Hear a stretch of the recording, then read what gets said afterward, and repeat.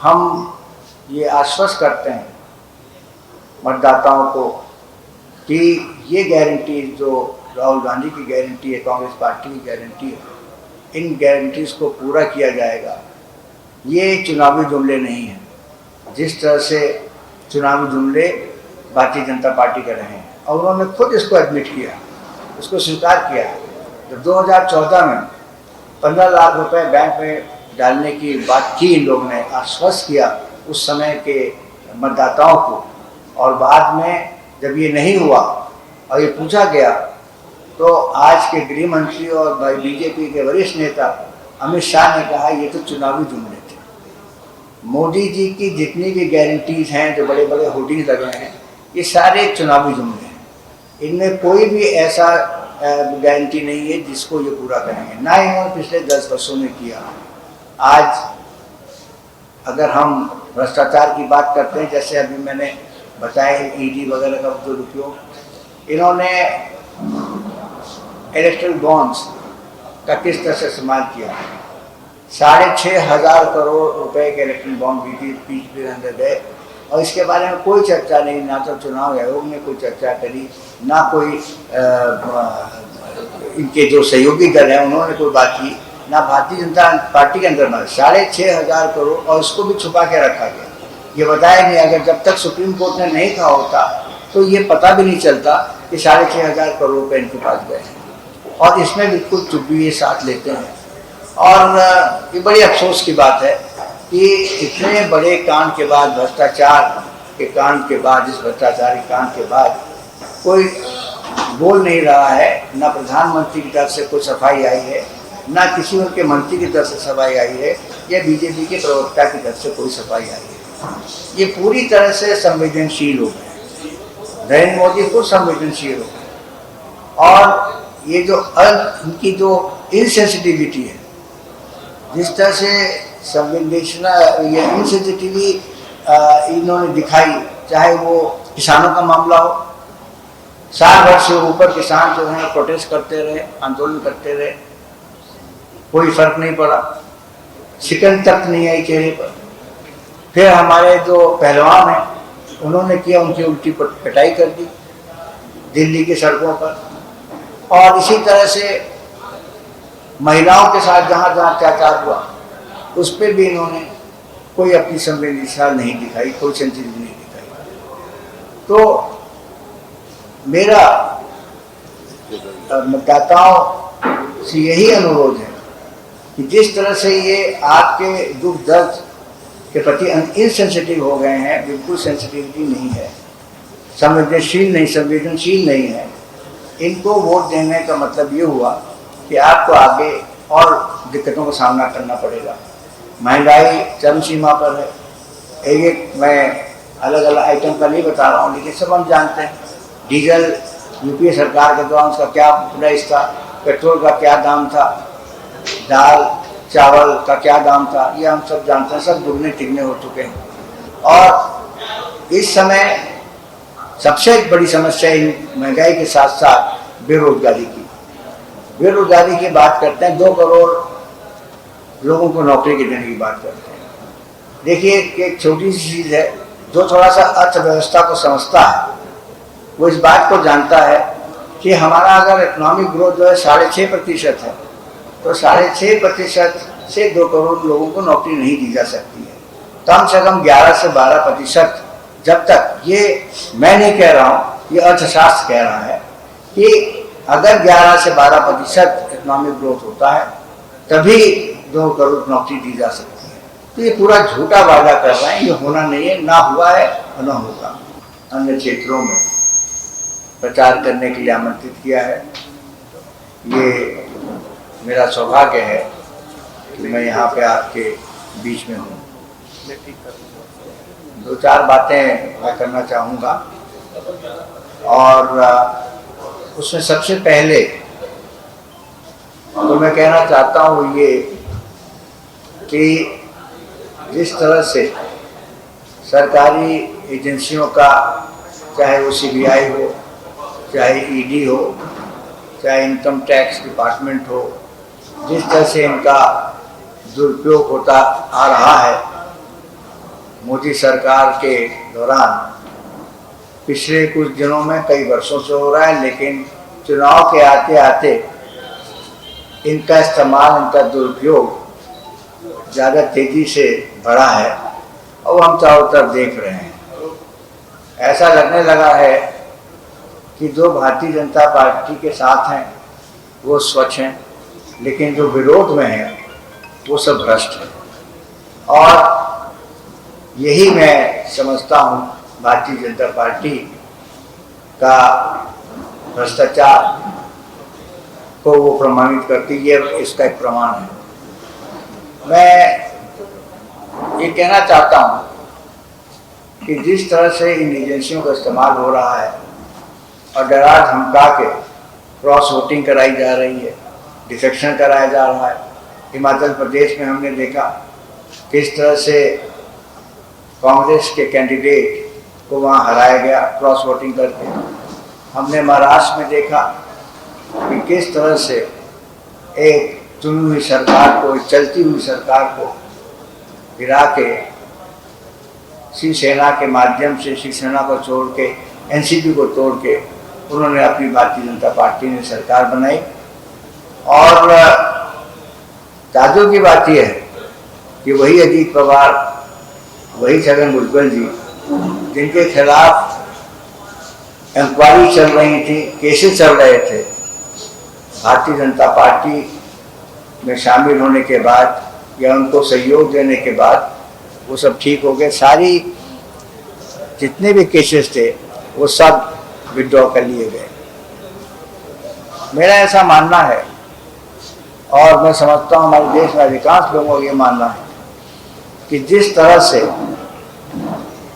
इन एजेंसियों का इस्तेमाल हो रहा है, एक बहुत ही खतरनाक परिपाटी पैदा होती जा रही है, बहुत ही डेंजरस परिपाटी हो रही है। ऐसा ट्रेडिशन बन रहा है जो न केवल हमारे लोकतंत्र को आघात पहुंचा रहा है, बल्कि हमारे देश की जो नींव है, जो फ्रीडम है, जो स्वतंत्रता है, उस पर भी ये आघात पहुंचा रहे हैं। कांग्रेस पार्टी के खिलाफ अगर देखा जाए तो हमें तो एक कैंडिडेट के खिलाफ नहीं लड़ना पड़ा। हमारा कैंडिडेट केवल Bharatiya Janata party, BJP candidate के खिलाफ नहीं लड़ता, उसके खिलाफ तो चार कैंडिडेट, एक तो बीजेपी कैंडिडेट, एक ईडी, एक सीबीआई और एक इनकम टैक्स।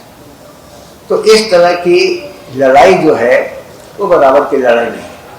लोकतंत्र की सबसे बड़ी परिभाषा ये है कि जब इलेक्शन होता है तो बिल्कुल वो फेयर और फ्री होना चाहिए और एक तरफा नहीं होना चाहिए।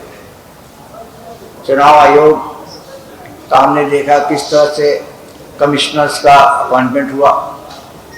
एक इलेक्शन कमिश्नर जिनको इस्तीफा करने को कहा गया और उसके बाद उनके चहेते कमिश्नरों को नियुक्त किया गया। ये सब इस्तेमाल किया जा रहा है कि किस तरह से विरोध पक्ष को, विरोधियों को, जो अपोजिशन पार्टीज हैं, चाहे वो कांग्रेस पार्टी हो, चाहे वो आम आदमी पार्टी हो, चाहे वो जनता दल यूनाइटेड हो, जनता दल, राष्ट्रीय जनता दल हो, इन सब के खिलाफ जो है एक के बाद ये लोग प्रहार कर रहे हैं। जहाँ तक इसलिए मैं यहाँ पे आया हूँ आपके बीच, आपके माध्यम से मैं अनुरोध करता हूँ, अपील करता हूँ मतदाताओं से कि इस खतरे को समझने की कोशिश करें। जिस तरह से जो आघात पहुँच रहा है हमारे लोकतांत्रिक व्यवस्था पर, ये हमारे संविधान पर, ये हमारे लिए, हमारे भविष्य के लिए अच्छा नहीं है। और जो सम्मान, जो इज्जत हमारे देश की अभी तक रही है, उसको भी बड़ी ठेस पहुंची है। मैं अभी अमेरिका गया था 2 महीने पहले, वहाँ पे भी लोग पूछ रहे हैं। और जैसे मैंने कहा कि अमेरिका ने आपत्ति जताई, जर्मनी ने आपत्ति जताई, सभी हमारे मित्र हैं, लेकिन इन लोगों ने भी कहा। अब वहाँ पे हमारे प्रवक्ता, जो विदेश मंत्रालय प्रवक्ता, उन्होंने उसको कंडेम कर दिया और उसके अलावा कुछ नहीं हुआ। तो आज हमारी जो है बेइज्जती हो रही है पूरे विश्व में, और ये तभी ठीक हो सकता है कि कांग्रेस की नेतृत्व की सरकार आए। मुझे पूरा विश्वास है पूरा विश्वास। एक तो उन्होंने इस बार इसको इतने चरणों में कर दिया, इतना लंबा खींच दिया, मुझे समझ नहीं आता है। 15 मई के आसपास नई सरकार का गठन हो जाता है और इस बार जो है जून में जाके होगा, इसको 1 महीने आगे बढ़ाया गया है। इसके भी पीछे कई राज होंगे और मैं उसमें ज़्यादा डिटेल में नहीं जाना चाहता, लेकिन आज आवश्यकता इस बात की है कि इस सरकार को हटाना है, नरेंद्र मोदी की सरकार को हटाना है और कांग्रेस के नेतृत्व वाली सरकार को हमें लाना है। और मैं जो कि समय भोपाल में हूँ, तो मैं भोपाल की जनता मतदाताओं से भी अनुरोध करूँगा, अपील करूँगा आपके माध्यम से कि हमने जो कैंडिडेट दिया है अरुण कुमार श्रीवास्तव, इससे बेहतर कैंडिडेट को हो नहीं सकता था, उम्मीदवार हो नहीं सकता था। ये ज़मीन से बिल्कुल जुड़े हुए व्यक्ति हैं, एक ऐसे नेता हैं। इनकी माँ विमला श्रीवास्तव जी भी का बहुत योगदान रहा राजनीति में और अपने जनता की सेवा में हमेशा वो लगी रही। और मुझे पूरा विश्वास है कि अरुण श्रीवास्तव जी से भी जो उम्मीदें हमारे भोपाल की जनता मतदाताओं की है, उस पर वो पूरी तरह से खरे उतरेंगे। और कल मैंने एक मीटिंग भी ली थी, मैंने देखा जिस प्रकार का जोश जो मैंने देखा लोगों में उस मीटिंग में, उससे मुझे पूरा विश्वास है कि 7 मई को, आगामी 7 मई को अरुण श्रीवास्तव जी को भोपाल की जनता महुआ के मतदाता उनको वोट देंगे और भारी मतों से जिताएंगे।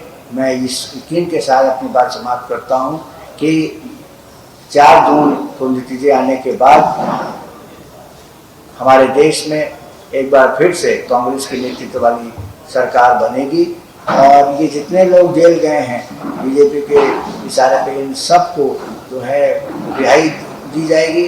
अब यहाँ देखिए कि आतिशी जो मंत्री हैं दिल्ली में, उन्होंने खुलेआम इस बात को कहा कि उनको धमकी दी गई कि आप अगर 1 महीने के अंदर आपने बीजेपी आम आदमी पार्टी नहीं छोड़ी, बीजेपी में नहीं आए, तो ये आपके खिलाफ कार्रवाई होगी, आपके ईडी पहुंच जाएगी। कितने शर्म की बात है, कितनी शर्म की बात है कि वो बार बार कह रहे हैं लोग कि अरविंद केजरीवाल का शुगर लेवल 300 हो गया है और 300 में इंसुलिन दी जाती है, लेकिन उनको इंसुलिन नहीं दिया जा रहा है। तो ये बिल्कुल बात साफ नज़र आ रही है कि पूरी तरह से एक डिक्टेटरशिप हो गई है और जो नरेंद्र मोदी चाहते हैं वो ना केवल सरकारी कर्मचारी अधिकारी बल्कि उनके पार्टी के भी लोग बड़े बड़े, चाहे वो राजनाथ सिंह हो, चाहे वो सीतारमन हो, चाहे एक्सटर्नल अफेयर्स मिनिस्टर हो, चाहे नितिन गडकरी हो।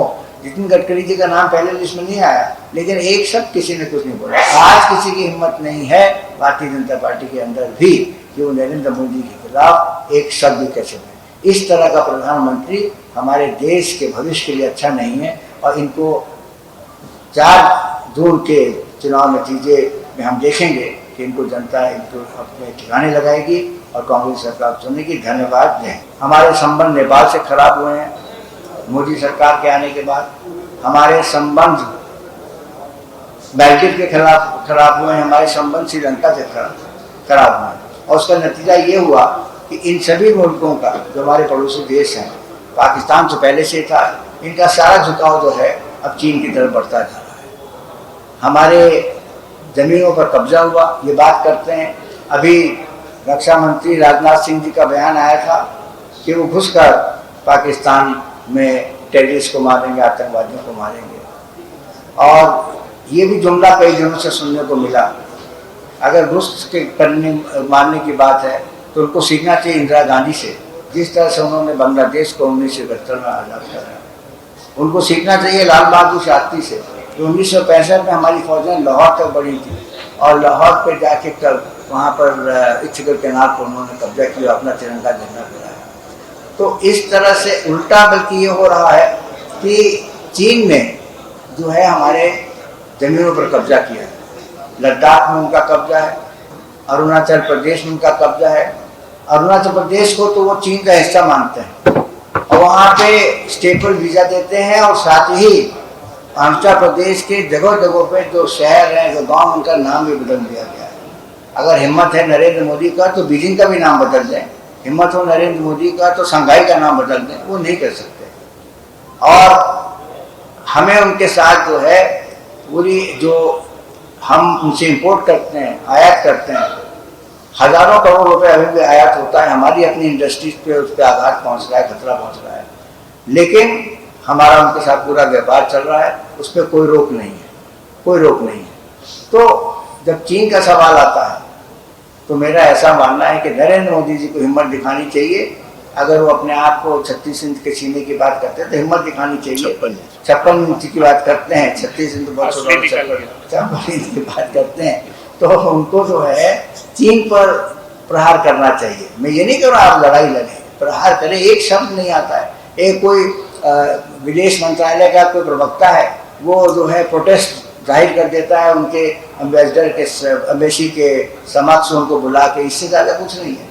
लेकिन नरेंद्र मोदी जी ने आज तक चीन पर या अरुणाचल प्रदेश के सिलसिले में कभी भी एक शब्द नहीं कहा है। हमारे जवानों को वहाँ मारा गया है, लेकिन उस पर कुछ हुआ नहीं है, सिवाय कि विदेश मंत्रालय का कोई भी प्रवक्ता जो है वो जाके उसको कंडेम कर देता है और उसके बाद बात खत्म हो जाती है। आज हमारे देश की एक समय इज्जत और सम्मान का सवाल उठता है इस चुनाव को मद्देनजर रखते हुए। हमारे देश ने हमेशा जो है, बल्कि पूरी दुनिया में भारत के लोकतंत्र की दुहाई दी जाती है। आज भारत जो है दुनिया का सबसे बड़ा लोकतांत्रिक मुल्क है, सबसे बड़ा लोकतांत्रिक, largest democracy in the world, जहाँ पे जो है 100 करोड़ लोग वोट देते हैं, कहीं ऐसा होता नहीं है। तो ऐसे इस तरह का जो हमारा सम्मान है, वो सम्मान और इज्जत को ठेस पहुंची है। क्योंकि आपने देखा कि अमेरिका के हमेशा जो है बड़ी दोस्ती मोदी जी कर रही हो, हमेशा चाहे वो बैरक ओबामा रहे हों या डोनाल्ड ट्रंप रहे हों और आप बाइडेन रहे हों, वो सबको जो है अपना दोस्त मानते हैं और यही कहते हैं कि ही इज़ माई फ्रेंड। और उन्होंने तो बीजिंग के राष्ट्रपति जिनपिंग को भी कहा था जब गुजरात बुलाया था पिछले चुनाव से पहले, और उन्होंने कार्रवाई नहीं की थी कोविड की, सिर्फ इसलिए कि वो उनको आमंत्रित किया गया था, उनका कार्यक्रम था गुजरात में, जो मोटरा जिसको अब वो मोदी स्टेडियम कहते हैं, वहाँ उनका कार्यक्रम था। वो कार्यक्रम जब हो गया और मध्य प्रदेश की सरकार उन्होंने गिरा ली, उसके बाद उन्होंने लॉकडाउन किया। तो 4 तारीख के बाद 400, ये तो सब चुनावी जुमला है, 400, 300, 370, ये सब कुछ होने वाला नहीं है। और जैसे उनके खुद के लोग एक किसी पार्टी में, एक भारतीय जनता पार्टी के वरिष्ठ नेता मुझे मिल के, मैं कल बता रहा था, उन्होंने अभी कहा मुझसे कि जो 8 जगह चुनाव हुए दिल्ली में, ये जगह जगह पर उत्तर प्रदेश को मिलाकर, उसमें केवल 3 सीटें वो जीत रहे हैं और वो मंत्री हैं। उन्होंने मुझसे कहा अभी 2 दिन पहले, तो वो भी इस समय घबराए हुए हैं, परेशान हैं। नरेंद्र मोदी जी ने अब रोड शो शुरू कर दिया है। अब उनकी बड़ी बड़ी मीटिंगें अब नहीं हो रही हैं, कम हो रही हैं, क्योंकि अब लोग इकट्ठा नहीं हो रहे हैं। लोग समझ गए हैं कि ये जो है हमें धोखा दे रहे हैं और हमको गुमराह कर रहे हैं। ऐसा है कि ये जो 7,000 है, इसमें अधिकांश जो है, बहुमत जो है वो विरोधी पक्ष का है, बीजेपी का तो किसी का नहीं है। अजीत पवार के खिलाफ जो कार्रवाई हो रही थी वो कहाँ चली गई, छगन भुजबल के खिलाफ जो कार्रवाई हो रही थी कहाँ चली गई। और ये बात तो अभी मैंने आतिशी की बताई, हेमंत सोरेन से भी कहा गया था, सरकार तोड़ने की बात थी, अगर वो छोड़ देते तो नहीं होता। तो मैं समझता हूँ कि ये भ्रष्टाचार के खिलाफ तो हमेशा कांग्रेस पार्टी ने भी कार्रवाई की, ऐसी बात तो नहीं है। हमारे रेल मंत्री थे, जब उनके भांजे ने कुछ भ्रष्टाचार का काम किया तो उनको हटा दिया गया। तो कांग्रेस पार्टी ने तो हमेशा इसको बिल्कुल 0 टॉलरेंस रखा, इसको बर्दाश्त नहीं किया।